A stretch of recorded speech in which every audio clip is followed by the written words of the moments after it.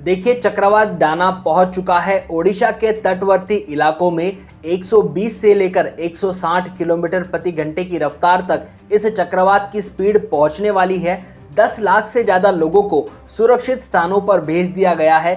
200 से ज़्यादा ट्रेनें रद्द हो चुकी है और वेस्ट बंगाल में तो एयरपोर्ट शाम से बंद कर दिया गया है। बताते हैं आपको चक्रवात दाना की पूरी कहानी आखिरकार क्या है और ये चक्रवात शुरू कब हुआ और अभी कहां तक पहुंचा है। तो सबसे पहले अगर बात की जाए तो यहाँ पर ओडिशा के जो तटवर्ती इलाके हैं उसके अंदर गुरुवार की सुबह को भारी बारिश हो रही थी और इसी के साथ तूफानी हवाएं और काफ़ी ज़्यादा तेज़ हवाओं के साथ भारी बारिश सुबह से ही हो रही है और इसी के साथ में समुद्र की स्थिति भी अभी काफ़ी ज़्यादा खराब हो चुकी है।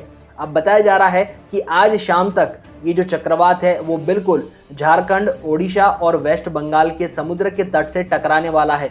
देखिए, इस जो चक्रवात की शुरुआत है वो बंगाल की खाड़ी से हुई थी, जहां पर करीबन 4 से 5 दिन पहले बता दिया गया था कि एक चक्रवात बंगाल की खाड़ी में बन रहा है और उसकी स्पीड अभी सिर्फ 15 किलोमीटर प्रति घंटे की है। लेकिन धीरे धीरे उसकी रफ्तार जो है वो बढ़ती जाती है और अब जाकर जो है वो उसकी रफ्तार करीबन 100 किलोमीटर तक पहुंच चुकी है और बताया जा रहा है कि शाम तक जब ये चक्रवात झारखंड और ओडिशा के साथ ही वेस्ट बंगाल और बिहार के कुछ इलाकों से टकराएगा, उस समय पर इसकी रफ्तार करीब 120 किलोमीटर प्रति घंटे तक होने वाली है, जिसके साथ में भारी बारिश की संभावना है और काफ़ी ज़्यादा समुद्र में लहरें भी बढ़ चुकी है। तो सुनामी का खतरा भी ओडिशा के अंदर काफ़ी ज़्यादा बढ़ चुका है और इसी चीज़ का ध्यान रखते हुए इस तूफान दाना के लिए बहुत ही बड़े लेवल पर तैयारियां कर दी गई है। राज्य सरकारों ने मिलकर 10 लाख लोगों को जो समुद्र के पास में रहते हैं उन सभी को हटाकर दूर कर दिया है और करीबन 3 लाख लोगों को जो पहाड़ों पर रहते हैं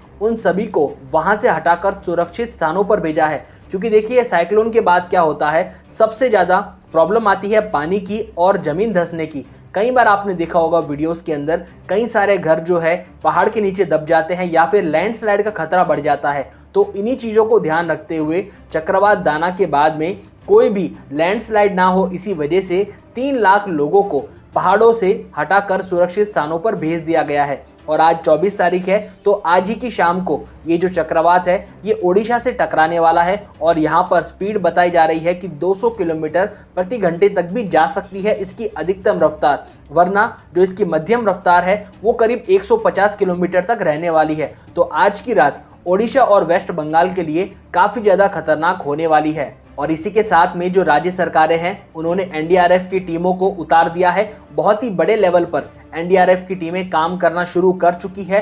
जगह जगह पर लोगों को बताया जा रहा है कि चक्रवात आने वाला है, तो अपनी सुरक्षा पहले से करिए और घर से आज शाम को किसी को भी बाहर नहीं निकलना है। इसी के साथ में एनडीआरएफ की टीम ने जगह जगह पर जो है बोट्स उतार दी है।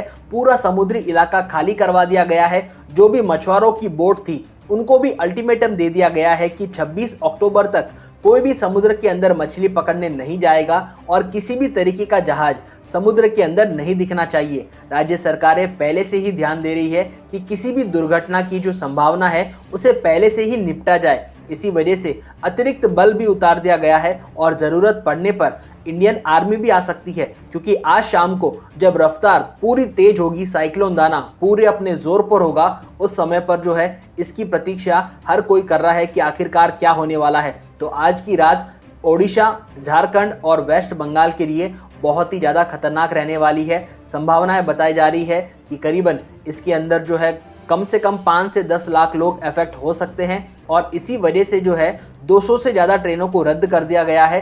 सही आंकड़ा 203 का है, लेकिन बताया जा रहा है कि और भी ट्रेनों को आगे रद्द किया जाएगा, क्योंकि समुद्र में जिस तरीके की अभी लहरें उठ रही है तूफान से बहुत ही ज़्यादा खतरा बन सकता है। कई जगहों पर पुलिये गिर सकते हैं, जो रेलवे ट्रैक है वो क्षतिग्रस्त हो सकते हैं।